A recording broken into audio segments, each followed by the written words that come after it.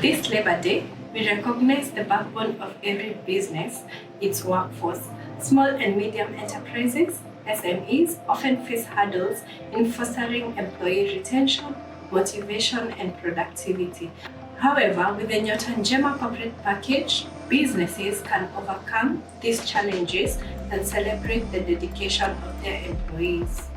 The NYOTA NJEMA corporate package is more than just a solution.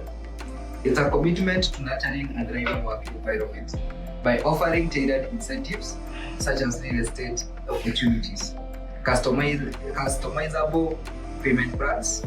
SMEs can attract top talents and inspire their team to excel.